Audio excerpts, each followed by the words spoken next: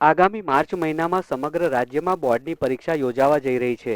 જો કે બોર્ડની પરીક્ષા સામે હોય ત્યારે પ્રથમ વખત બોર્ડની પરીક્ષા આપી રહેલા વિદ્યાર્થીઓમાં પરીક્ષા અંગે ડર પણ રહેતો હોય છે।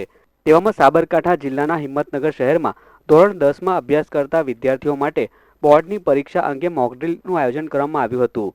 તપોવન સંકુલ અને ભાવનગરની જ્ઞાન મંજરી દ્વારા બોર્ડની મોકડ્રીલ પરીક્ષામાં 1000થી વધુ વિદ્યાર્થીઓએ પરીક્ષા આપી હતી। બોર્ડની પરીક્ષામાં વિદ્યાર્થીઓમાં રહેલો ડર કેવી રીતે દૂર થાય તે માટે સુંદર આયોજન કરવામાં આવ્યું હતું। અંદાજે 1100થી વધુ વિદ્યાર્થીઓ આજે જુદા જુદા પરીક્ષા ખંડની અંદર પરીક્ષા આપી રહ્યા છે અને ખાસ તો આનું આયોજન એટલા માટે કરવામાં આવે છે કે ધોરણ 10 નો બોર્ડની પરીક્ષા આપનાર વિદ્યાર્થી એ જ્યારે પહેલી વખત પેપર આપવા જાય છે ત્યારે તેને ખૂબ ડર હોય છે, ઘણા બધા એના પ્રશ્નો હોય છે, તો એના પ્રશ્નોને વાચા મળે અને વિદ્યાર્થી ભયમુક્ત રીતે પરીક્ષા આપી શકે તે માટે તપોવન અને જ્ઞાન મંજરીનો આ પ્રયત્ન છે અને છેલ્લા 4 વર્ષથી તપોવન આ પરીક્ષાનું આયોજન કરી રહ્યું છે। જો કે પહેલીવાર જ્યારે વિદ્યાર્થી બોર્ડની પરીક્ષા આપવા જાય ત્યારે તેમના મનમાં રહેલા પ્રશ્નો અને ડિપ્રેશનમાં આવીને બોર્ડની પરીક્ષામાં ડરતા હોય છે। ત્યારે બોર્ડની પરીક્ષા પૂર્વે પરીક્ષાની આ મોકડ્રીલે વિદ્યાર્થીઓનો ડર દૂર કર્યો છે। બોર્ડની પરીક્ષાની મોકડ્રીલમાં ઉપસ્થિત વાલી સહિતના વિદ્યાર્થીઓને પરીક્ષા અંગે વિસ્તૃત માહિતી આપવામાં આવી હતી।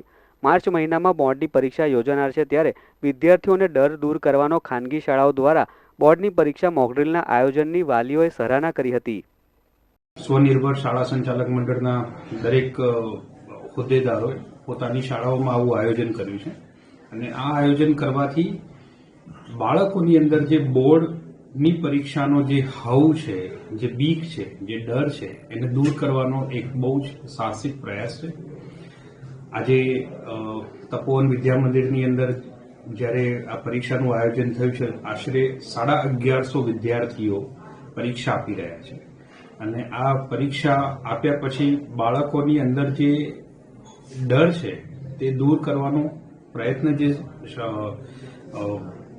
જે પ્રિન્સિપલ તથા તેમના શિક્ષક મિત્રોએ કર્યો છે તે ખરેખર બિરદાવવા લાયક કાર્ય કર્યું છે અને હું એવું માનું છું કે હિંમતનગર અને એની આસપાસ એટલે સાબરકાંઠા જિલ્લાની અંદર આવા આયોજનો વારંવાર થતા રહે અને બાળકોની અંદર જે ડરનો માહોલ જે બોર્ડને લઈને છે તે દૂર થતો રહે તો પોતાની ક્ષમતા કરતાં વધારે બાળકો સ્કોર કરી શકે અને આપણા જિલ્લામાંથી પણ ઘણા બાળકો બહાર નીકળી અને JEE એડવાન્સ અથવા તો નીટમાં ઉપલા ક્રમે જઈ અને ત્યાં પણ એ લોકો પોતાની ક્ષમતાઓ બતાવી શકે।